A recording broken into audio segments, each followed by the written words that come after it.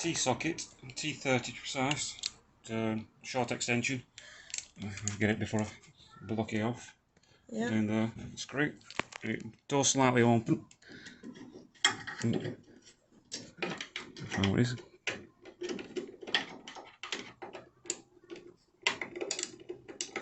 I can't see what I'm doing. Oh, there we go. There we go.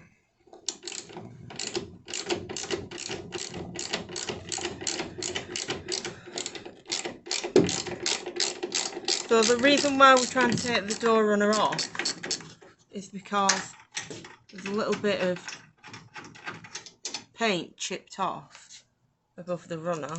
You want to show that? I'll show it now. Have a look at that. We'll have a look at that now. Just here, a little tiny bit that's chipped off.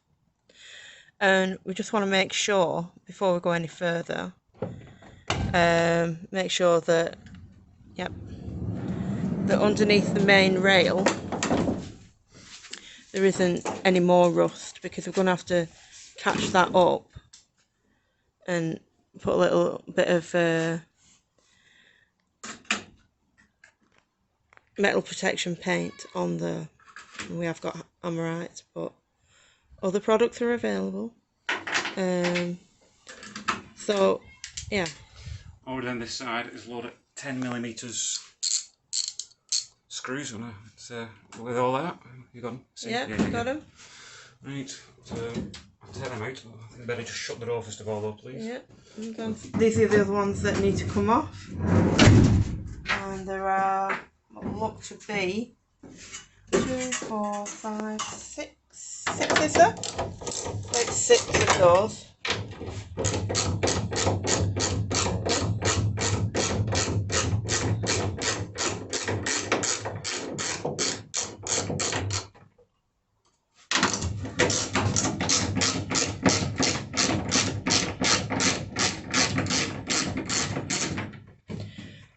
Once you've done that, will that still stay on? Oh, it will stay on because the bolts are still through, aren't they? Yeah. I had a little panic then that I was going to fall off the opposite side, but yeah, it won't, because it's still protruding through on this side and being supported. So there we go. Pretty straightforward job there by the looks of it. See what's like on the other side, how easy it comes off. Yeah. See if nothing else hidden. Last one.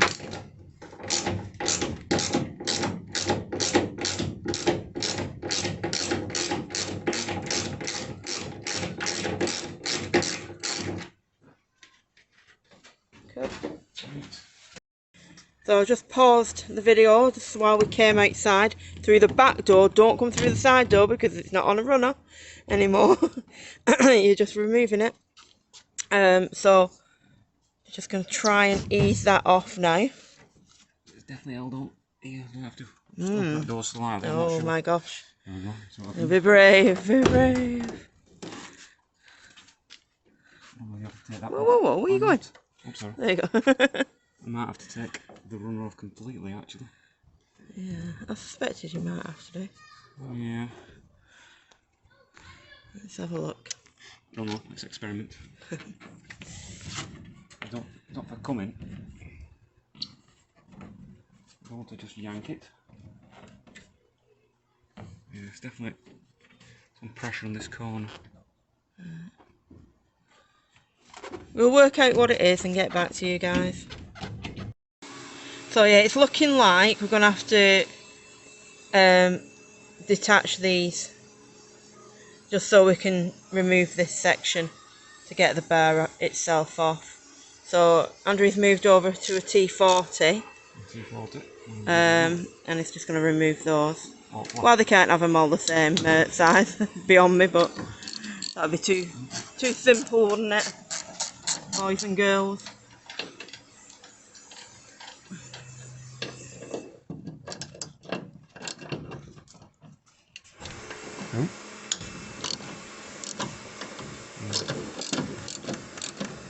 Dropping now. Yeah, the door's definitely dropping now.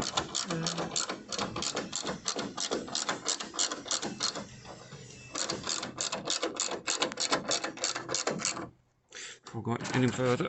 See how heavy that is. So yeah, the weight of the door is actually it's going to drop. It's actually causing a bit of an issue now. So we're going to have to put something underneath it to prop it up. Right, so we've just used the car jack to support it and take all the weight of the sliding door. There's no weight on that anymore. Yeah, so that's a little bit freer now. Definitely. It's not going to damage it anymore. There we go, and we're out. See what happens now. Yeah, let's see.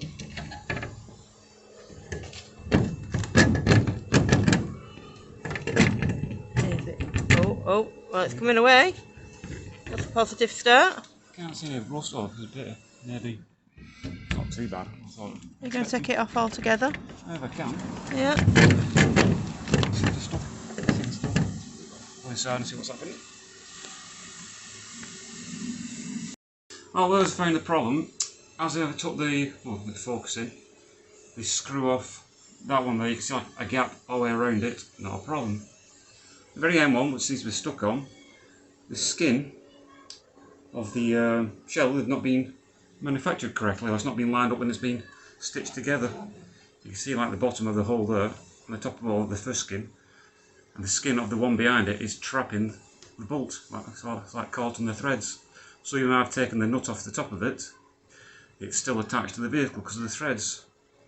So I think I was going to brute force and see what happens, unfortunately. Try and whack it through. Yeah. Replace the bolt itself, maybe? I don't know, but we're going to have to, yeah. There's nothing else holding it on apart from a dodgy hole, I think, yeah. Right, pause again. So, what we had to do to get that final bolt out is, what did you do, Andrew? I have to drill around the actual bolt hole.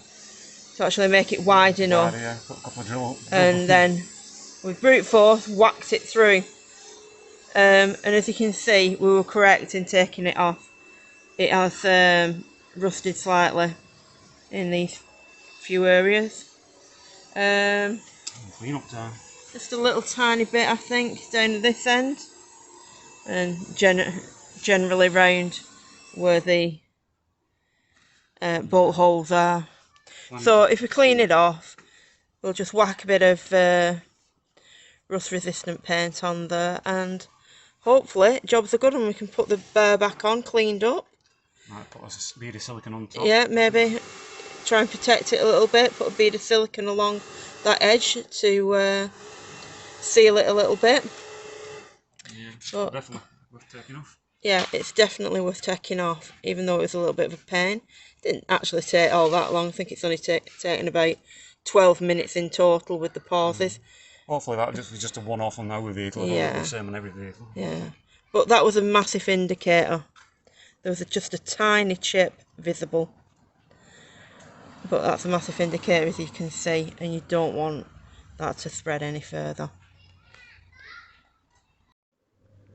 Right, because of the insulation in your van, I'm guessing, and flooring, I can't really do any measurements from the floor, so you're going to just have to eyeball it around the corner from the runner. Right, and from there, also, the screws or bolts are not all in a line. That one's higher, and then that one, there's 6 altogether, and 2 of them are lower. That one looks lower, and that one looks lower. All the rest are in line. Just get me ruler to show you best I can. See, all of them like are in line, but then that one's lower than the rest. Same as that one. Right, let's take a measure for you. I'm going to measure from the seal, imagine, because that's going to be pretty standard, I think, if you've bored it out. So from the edge of the frame where the seal is, going along, I don't know if you can see in line. That's going to be accurate, I'm not too sure.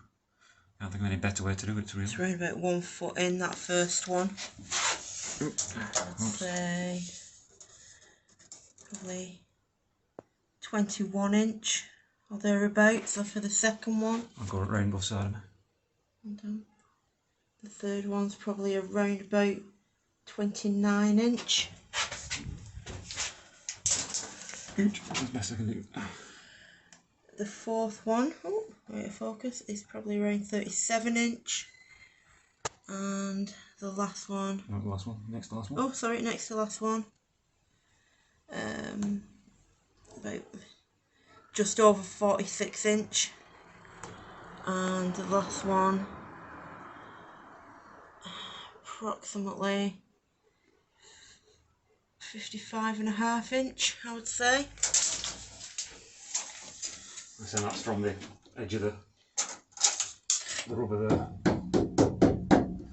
Right, Is that everything? I think so, that's best I can do from, I think, to tell you the truth. Yeah, I do. Andrew's just cleaned off all the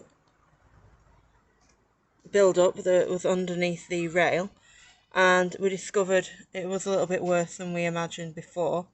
There was some bubbling in this area, so he's just sanded that down, and if you look all the way along now, that was the original area. So at least we've seen it now, it's all exposed, and we can now get some Amorite stuck on it. As Ros paints that bit, I thought I cleaned the back of the rail up, ready for going back on. When I've turned it over, you can actually see places where it's been touching, where it's rust going through. So yeah, I'll clean that up. I'm going to put a bead of silicone on top, stop debris and dirt getting down there. But also, I noticed they've got rubber washers on the back of these screws. So I'm not getting any rubber washers, but when I put it back on, I might put a bead of silicone around them washers as well, just to help. Okay. Oh, she wants me. Yep, what do you want? So, as Andrew's just said, I'm just touching up where we sanded down. I'm just going to do it in 2 thin layers. And I'm going slowly because I don't want to go beyond where the rail comes down, or what's going to be covered by the rail. Simply because this is what looks to be pure white, and the van, as you can tell, is a slightly different shade. Now obviously there's going to be the bit that protruded above the rail itself, which was our indicator there being a problem underneath, but we can't avoid that unless we get the actual correct shade and spray over it, which I'm not going to do for something that's less than the size of a penny.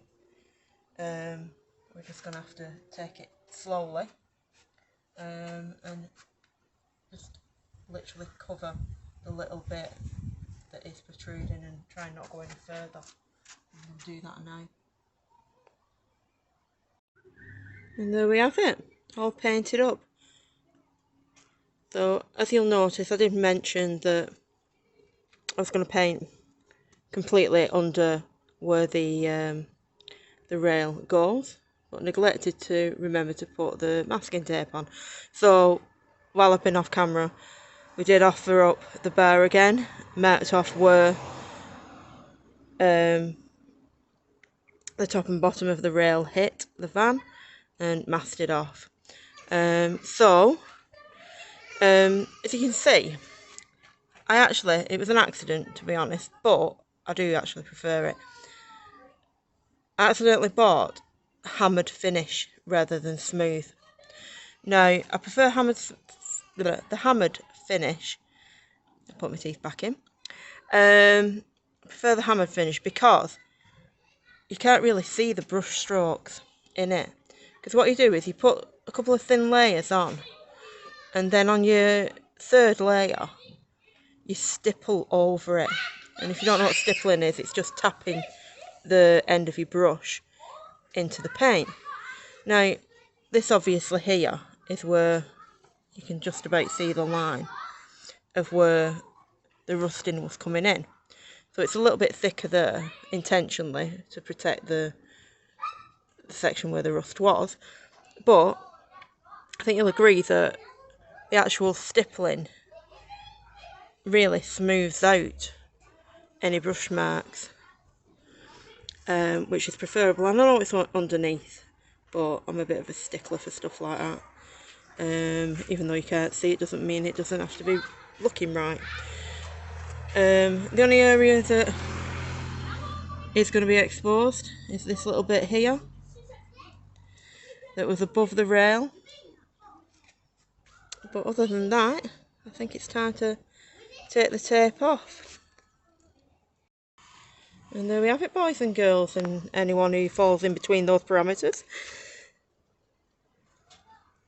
A lovely neat line, so we know everything's covered, and extra protection. I did have a little panic that I'd pull some paint off the van, but it's the marker point that we put on for the masking tape. Panic over when I realised. But yeah, so all underneath that rail now has been protected with rust resistant paint. Now the final part, the rail's been reattached, just the reverse of how we removed it, with the addition of some silicone behind it to try and protect from any further damage from water getting behind. And Andrew's just putting a bead of silicone along the top edge just to neaten it up a little bit, and we'll wipe the excess off. Now we've had the issues with silicone removal, but once we've got a full bead along, we'll wipe off the excess from there and then clean it up, hopefully with the petrol that we've just found out takes it off nice and neatly. And there we have it, the rail's been completely put back on. There's a nice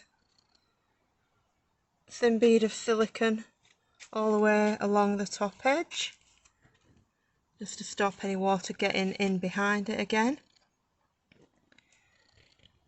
And the only part we can see the paint protruding above is where we originally had the spot of rust that we saw that gave us the inclination that there potentially was rust underneath, which there was.